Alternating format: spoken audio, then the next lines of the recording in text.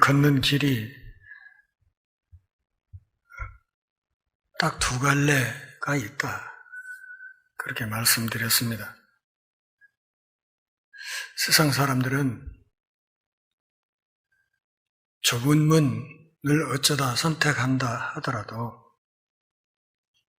그 좁은 문 뒤에 이어지는 넓은 길을 추구하면서 살아가지만 우리 예수님께서는 우리를 향해서 좁은 문을 지나서 거기 계속 이어지는 좁은 길을 끝까지 걸으라고 우리에게 명령하셨습니다. 이 말씀은 단순한 명령이기보다 우리를 사랑하시는 그분께서 우리에게 주시는 그리스도의 경고이고, 그리고 우리가 들어가야 될 그 좁은 문, 그 유일한 문이 바로 예수님 자신이다. 또 그 문을 통과한 뒤에 우리가 계속 평생에 걸쳐 걸어야 될 그 길이 참으로 좁은 길이다. 그렇게 말씀하셨습니다. 내가 길이고 내가 문이다 하는 이 말씀은 로마 제국주의 아래에서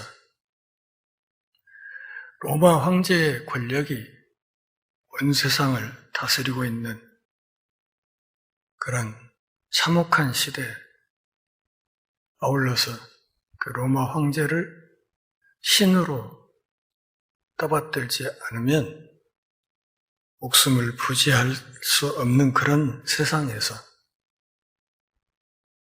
나사렛 달동네 출신 예수님이 내가 문이고 내가 길이다 이렇게 선언하셨다는 것.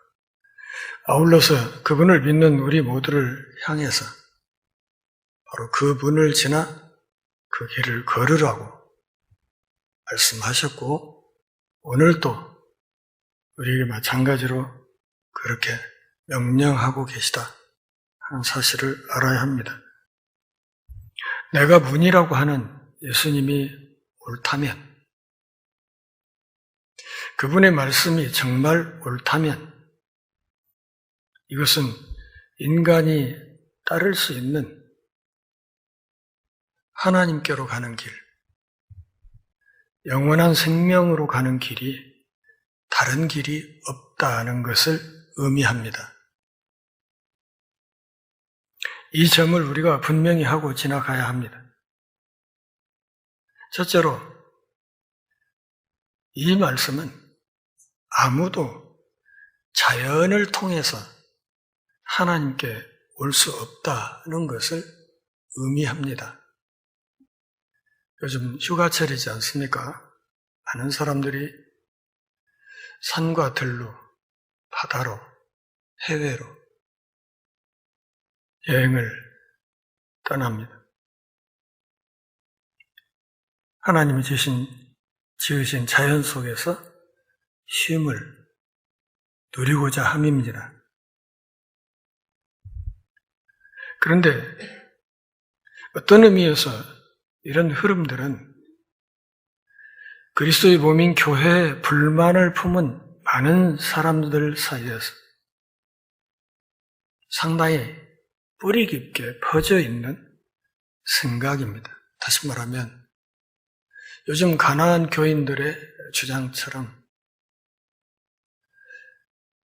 꼭 그렇게 교회를 나가야 돼? 이런 생각. 교회를 그렇게 매주 나가서 교회 안에서 그렇게 신앙생활을 해야만 되는 거야? 혼자 하나님 믿고 그렇게 살면 안 되는 거야? 자연 속에서 얼마든지 우리가 하나님을 섬길 수 있는 것 아닌가?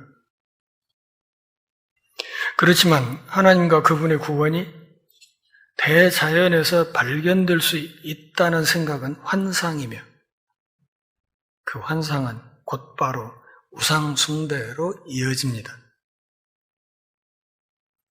자연에서 하나님을 숭배한다는 사람들이 상당히 많습니다. 일요일 아침에 골프를 치거나 시골로 드라이브를 가면서 자연 속에서 하나님을 경배하고 있다고 생각하는 사람은 자신을 속이는 것입니다.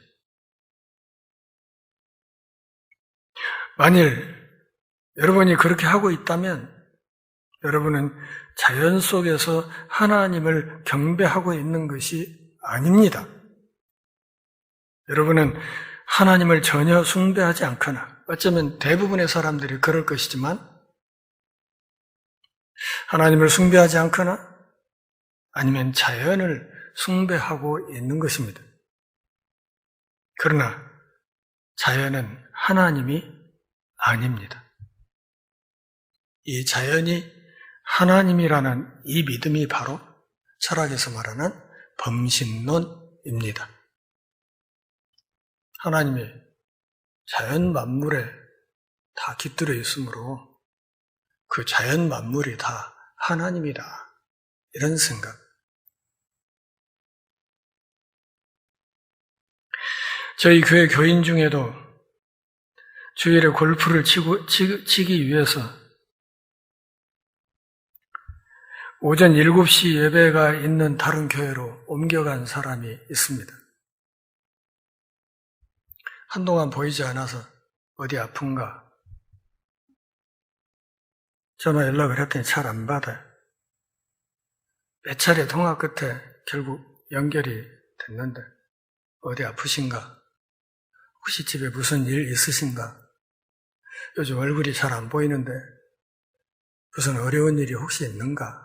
물었더니 그게 아니라는 거예요. 아무 일 없고 건강하게 직장일 잘 하고 있다는 것입니다.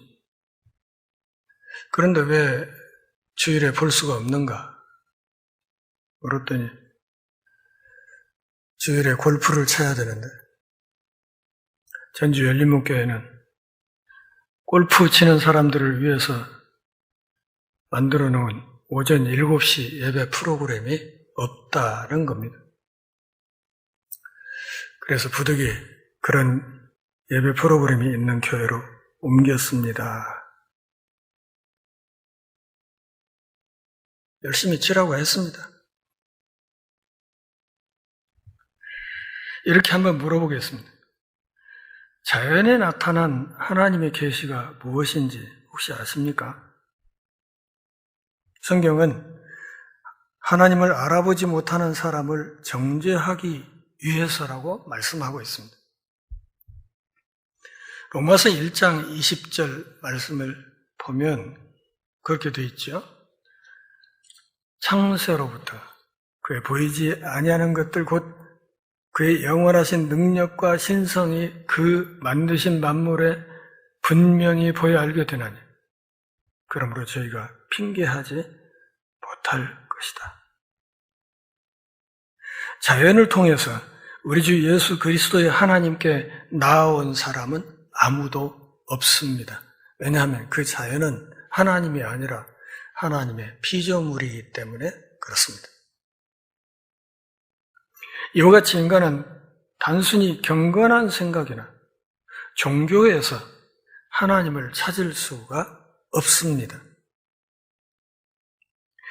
열반에 이르는 사정도나 칠도를 따르는 것이든 그것이 명상의 삶이든 또는 환각제든 특정한 종교적 의무를 수행하는 것 또는 마약 또는 그것이 기독교의 의식적 측면인지 여부만으로는 하나님을 발견하지 못할 것입니다.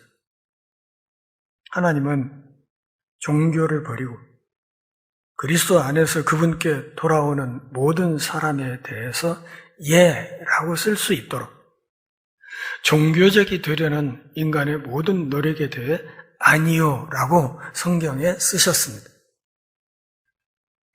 종교는 지난주에 말씀드렸듯이 자신의 노력으로 신을 찾아가는 것입니다. 기독교 신앙은 하나님께서 그분의 계시를 통해 우리를 부르시고 그의 아들 주 예수 그리스도의 죽음으로 우리들을 구원하기 위해서 움직이시는 것입니다. 기독교는 그런 점에서 종교가 아니며 구원에 이르는 유일한 신앙 체계인 것입니다. 그러니까 다른 종교들은 방향이 어떻게 된다고요? 사람들이 자기 이성적인 판단과 이런 생각을 가지고 열심히 신을 찾아다니는 거예요. 밑에서 위로 기어 올라가면서 찾아다니는 거예요. 이게 종교예요. 기독교 신앙은 하나님께서 아래로 우리를 향해서 나 여기 있다. 내가 이런 존재다. 내가 너희 생명을 지었고 내가 너희 삶의 터전인 우주 만물을 지었다고 하시는 그 계시를 믿음으로 우리가 신앙생활을 하는 것입니다. 그러게 우리의 신앙이라는 것은 그런 계시를 우리에게 주시는 하나님을 믿고 우러르는 것. 이게 신앙이라는 말이죠. 믿을 신, 우러를 앙. 그 계시를 주시는 하나님을, 그 계시를 믿고 우러러 보면서 가는 발걸음이 그것이 신앙입니다. 언젠가 제가 말씀드렸듯이 산부인과 신생아실에 태어난 10명의 아이들이 있다고 한다면 그 중에는 머리 좋은 아이도 많이 있겠지요. 그 아이들을 신생아실에서 한 10년쯤 키운다고 합시다. 집으로 안 보내고. 그래서 나이 10살쯤 먹을 때까지 신생아실에서 키워놓고 그리고 10살쯤 먹었을 때 아이들에게 이제부터 너희를 낳아준 부모님을 찾아가거라. 이렇게 이야기하면서 신생아실 문을 열어주면 그 아이들 중에 몇 명이나 부모를 제대로 찾아갈 것 같습니까? 제 생각에는 단 한 명도 제 부모를 찾아가지 못할 것입니다. 그것이 이 세상에 있는 모든 종교의 한계입니다.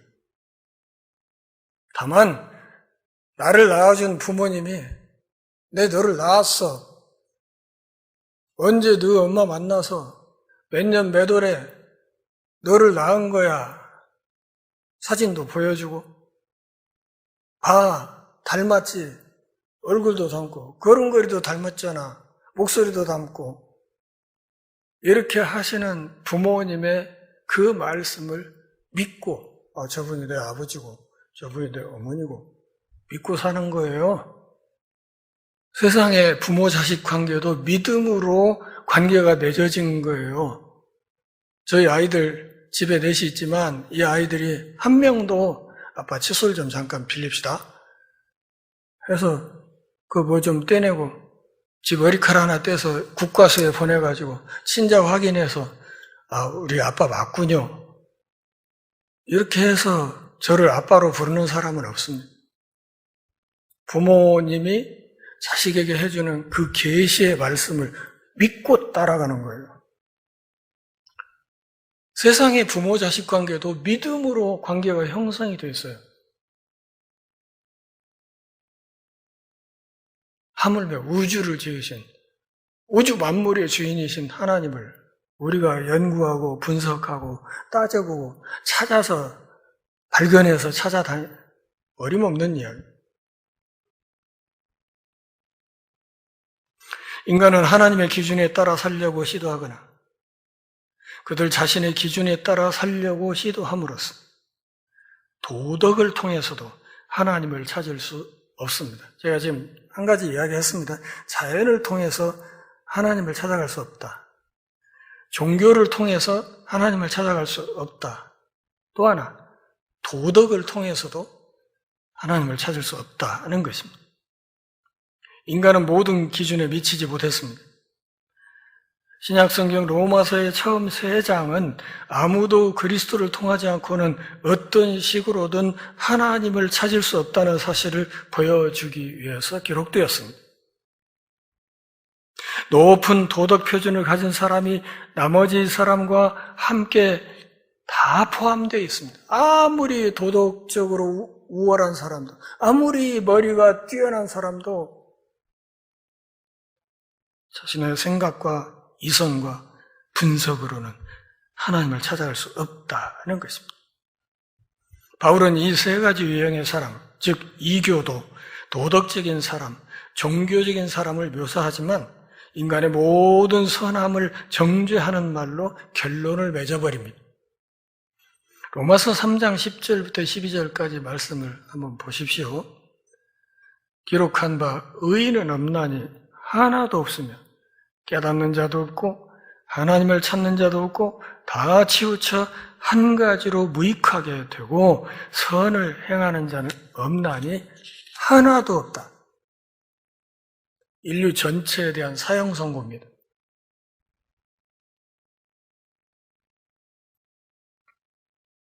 우리의 타락한 자연적 본성이 제시하는 길은 우리를 하나님 아버지께로 결코 인도하지 못할 것입니다. 그렇지만 방법이 있습니다. 오늘 본문에서 말씀하셨듯이 그 길은 바로 예수님이십니다. 여러분과 우리 모두는 크든 작든 수많은 죄를 지었습니다. 그 죄의 양이, 죄의 종류가 어떤 것이든 상관없습니다. 분명한 것은 이 죄는 우리를 하나님으로부터 멀어지게 한다는 것입니다. 그러기에 죄가 제거되지 않는 한 우리는 결코 하나님 나라에 들어갈 수 없습니다. 사실 하나님은 우리가 그 죄에 가까이 가는 것조차 허락하지 않으실 것입니다.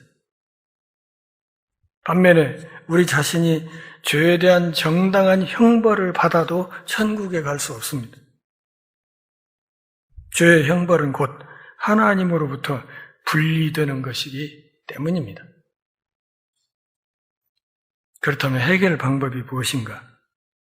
해결책은 하나님께서 예수 그리스도를 우리를 대신하여 주셨고 그분이 십자가에서 죽으신 것은 당신의 죄 때문이 아니라 우리 모두의 죄 때문이라는 것입니다. 왜냐하면 그분은 십자가를 지고 죽을 만한 죄를 지은 적이 없기 때문입니다. 하나님은 같은 죄를 두 번 벌하지 않습니다. 그러므로 예수님이 나를 위해 돌아가신 것을 믿고 그분을 나의 대리자로 인정한다면 하나님께서 나의 죄를 영원히 제거하실 것이며 내가 좁은 문 지나 좁은 길로 들어가서 온전한 구원에 이를 수 있다는 말이 옳을 것입니다.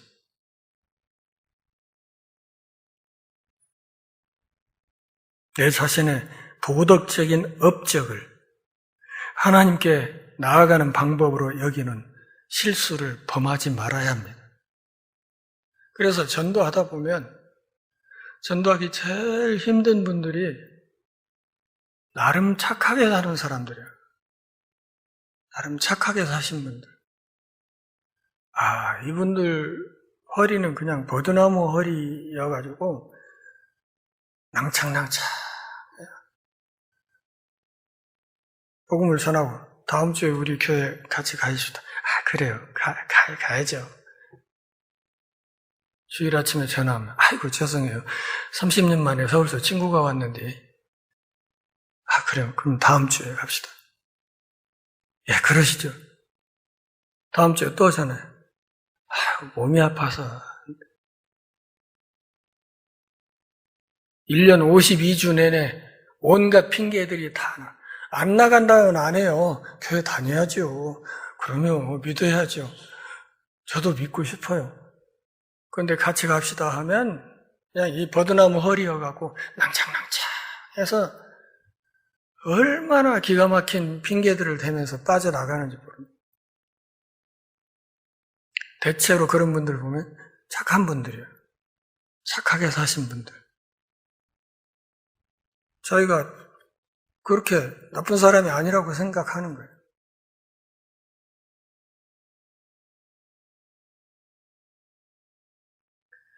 나의 도덕적인 업적을 하나님께 나아가는 방법으로 여기는 실수를 범하지 말아야 합니다.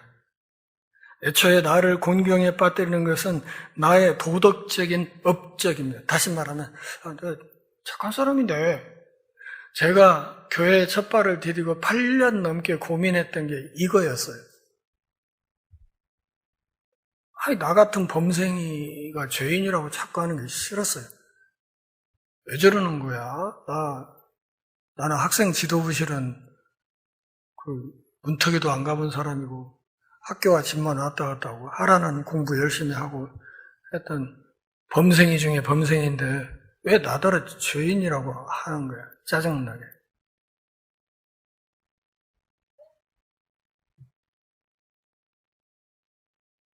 내가 얼마나 훌륭하다고 생각하든 다른 사람들의 눈에 얼마나 내가 좋게 보이든 간에 나의 도덕적인 업적은 결정적인 순간에 나를 정죄할 것입니다. 여러분, 도자기를 아주 비싼 도자기를 땅바닥에 놓고 팍 바위에다 때려가지고 깨뜨려 버리면 깨지죠? 산산조각 나서 땅에 떨어집니다. 그런데 잘 들여다보면 그 중에 어떤 쪼가리는 상당히 예술적으로 깨진 쪼가리가 있어요. 잘 들여다보면. 그렇지 않습니까? 그러니까 도덕적으로 착하게 산다는 분들이 되게 그런 유형. 그러니까 나름 예술적으로 예쁘게 깨지긴 했는데 깨진 건 틀림없다 그 말이죠. 근데 본인이 깨졌다는 걸 몰라요. 하나님의 표준에서 까마득하게 아래에 있다는 사실을 전혀 모르는 거예요. 다른 사람이 할 수 없는 일을 하신 예수님이 나의 죄값을 치르셨다는 사실을 그렇기 때문에 믿어야 하는 것입니다. 그분이 십자가에서 죽으심으로 우리들 같은 참으로 죄 많은 사람들이 하나님의 품에 들어갈 수 있는 길이 열렸다는 사실을 받아들여야 합니다. 오직 예수님만이 길이고 진리이고 생명입니다. 그분이 유일한 길입니다. 그러기에 유일한 길이기 때문에 그 길을 좁은 길이라고 말하는 것입니다. 그렇다면 오늘 본문에서 예수님이 말씀하시는 마지막 당부는 무엇일까? 따라서 합시다. 결단이 필요하다는 거예요. 좁은 길로 가겠다는 결단이 있어야 된다는 거예요. 이 말씀에서 한 가지 더 큰 진리를 볼 필요가 있습니다. 예수님은 좁은 문으로 들어가라고 말씀하셨습니다. 또는 병행구절인 누가복음 13장 24절 말씀을 보면 좁은 문으로 들어가기를 힘쓰라 이렇게 말씀하셨어요. 힘써야 된다. 그 문으로 들어가기를 힘써야 된다.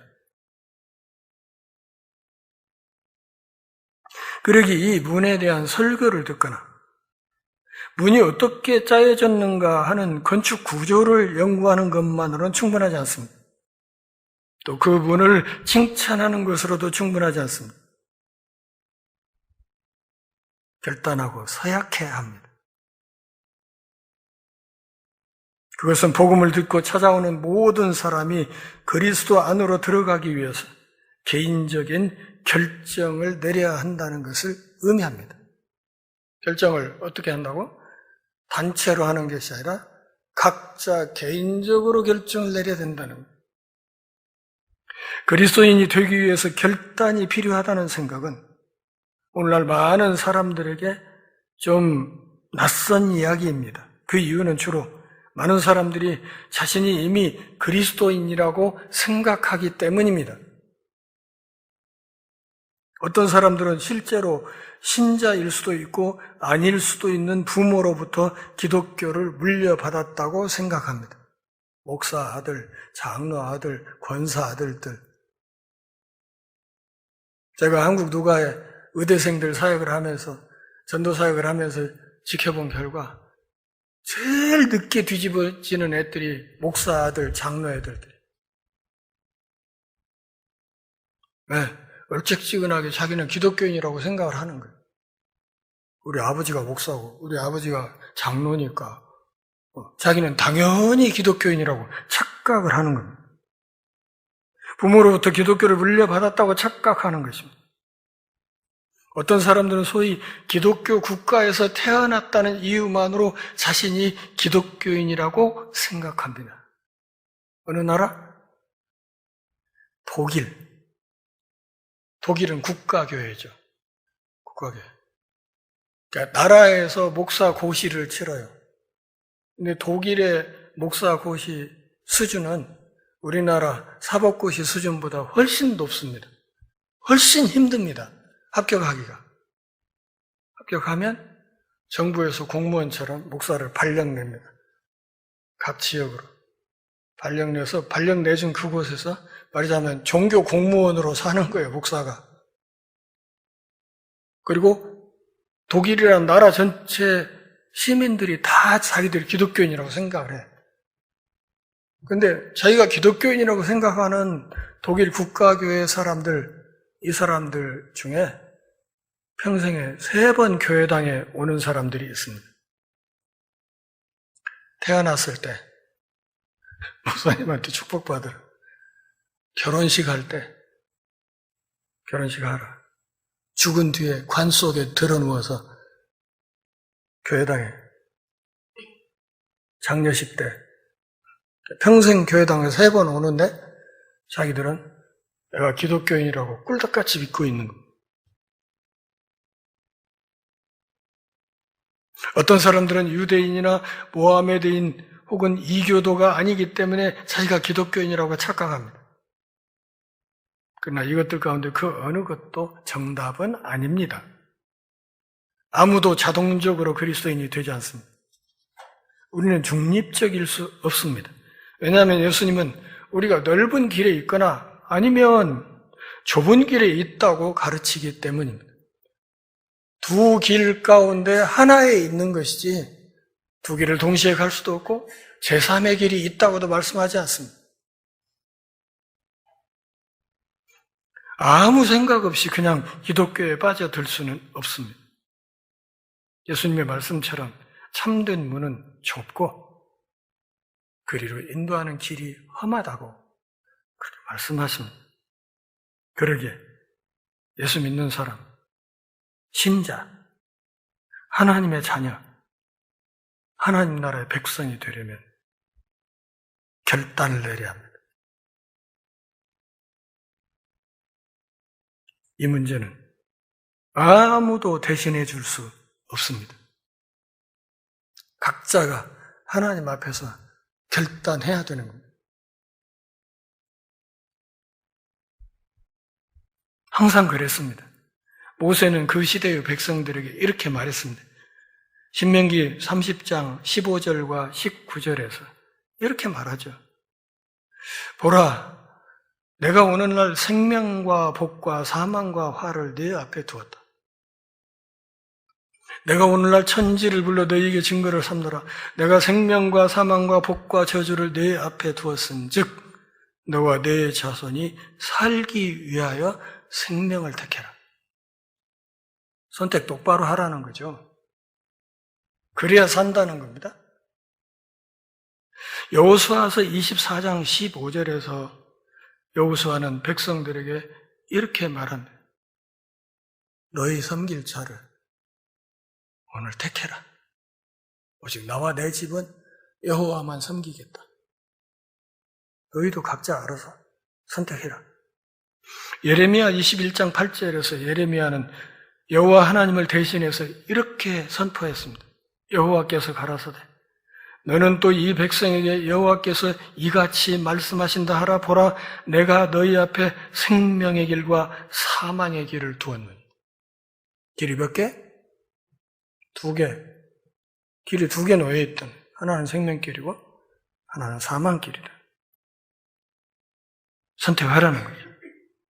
사도행전 2장 38절에서 사도 베드로는 너희가 회개하여 각각 예수 그리스도의 이름으로 세례를 받고 죄 사함을 받으라. 그리하면 성령을 선물로 받으리라. 각각이란 말을 주목할 필요가 있습니다. 각각. 하나님이 우리를 각각 불렀어요. 부른 시기와 방법과 상황이 각각 달랐어요. 그러나 결론은 다 똑같아요. 다 그리스도 품 안으로 부른 것입니다. 사랑하는 동역자 여러분, 오늘 내 마음의 상태는 어떠한지 한번 살펴보시기 바랍니다. 산상수훈 말씀을 여지껏 들어오면서 그 모든 말씀이 진리입니다. 그렇게 대답하셨을 것이고 그 말씀대로 살겠노라 다짐하고 기도도 했을 것입니다. 그러나 그 말씀들은 자동적으로 개인적으로 우리에게 진실이 된 적이 없습니다. 그렇게 예수님이 오늘 본문에서 그런 태도에 대해서 경고하시는 것입니다. 왜냐하면 산상수훈 말씀에 옳습니다. 그 진리입니다. 그대로 따라 사는 거 좋죠. 이렇게 말하는 것만으로 충분하지 않다고 말씀하고 계시기 때문입니다. 그분은 우리의 삶에서 그분이 우리의 구원자가 되는 시점이 반드시 와야 한다고 말씀하고 계시는 것입니다. 소찬하셨지만 제가 존경하는 런던에 있는 올소울스 처치의 목사였던 존 스타트 목사님은 이것을 아주 잘 알고 있었습니다. 그래서 생전에 그는 이렇게 고백했습니다. 하나님, 감사합니다. 저는 제게 구주가 필요하다는 사실이 좋았고 그리스도께서 세상의 구주라는 믿음이 더 좋았지만 무엇보다도 예수님을 내 개인적으로 저의 구주로 영접한 것임을 알게 되어서 정말 좋았습니다. 예수님은 내가 곧 유일한 길이고 유일한 진리고 유일한 생명이라고 말씀하셨습니다. 그러나 예수님은 그 무엇보다도 나를 위한 길이어야 한다. 이해하시겠습니까? 그분이 옆에 있는 아무개 집사의 길이 아니고 바로 나를 위한 나의 길이어야 된다는 말입니다. 그분은 내가 문이라고 말씀하셨습니다. 하지만 그분이 나를 위한 문이 되도록 지금 바로 결단해야 되는 것입니다. 예수님 그분과 내가 명확하게 개인적인 관계를 맺어야 된다는 뜻입니다. 그래야 신자가 된다는 뜻이고 그래야 그 신자에게 하나님이 약속하신 영원한 생명이 주어진다는 것입니다. 그러므로 이 결단은 사느냐 죽느냐를 결판짓는 아주 심각한 사안이라는 사실을 알아야 합니다. 유일한 분, 유일한 길이신 그분을 선택하고 그분을 나의 문으로, 나의 길로 믿음 안에서 받아들이는 사람은 하나님의 약속하신 영원한 삶을 누릴 수 있습니다. 다른 길은 없습니다. 알았어, 이광호 목사. 뭔 말인가 알아들었네. 네, 좀 며칠 생각해 볼게. 며칠 생각해 보고 결정할게. 그러나 여러분, 우리에게 내일은 없다는 사실을 아셔야 합니다. 내일이 아니라 우리는 5분 뒤도 모르고 사는 사람들입니다. 5분 뒤에 어떻게 될지, 5분 뒤에 나에게 무슨 일이 일어날지 그걸 모른 채 눈을 감고 사는 것처럼 살아가는 것이 우리 인생길입니다. 내일 미들이 그렇게 안 될 수도 있습니다. 그러기에 결단은 바로 오늘 이 자리에서 이루어져야 한다는 사실을 잊지 마시기를 바랍니다. 그분이 유일한 분이고 그분이 유일한 길인데 그분과 길은 다른 누구를 위한 것이 아니라 바로 나의 문이고 나의 길이라는 사실을 확고히 믿음으로 하나님의 약속하신 영원한 생명을 영원토록 함께 누리는 신실한 하늘 백성들 다 될 수 있기를 바랍니다. 기도하겠습니다. 하나님 아버지, 오늘도 우리가 모여 경배하는 중에 주의 말씀 듣는 복 주셔서 고맙습니다. 우리의 문이 되어신 주님, 우리의 길이 되어주신 주님, 그 주님이 다른 누구의 문과 길이 아니라 바로 나 같은 죄인의 문이요 길이라는 사실을 믿습니다. 문 되신 주님, 길 되신 주님을 따라 새하늘 새 땅에 이르기까지 우리의 이 광야의 행진 흔들림 없게 하옵소서. 예수님의 이름으로 기도합니다. 아멘.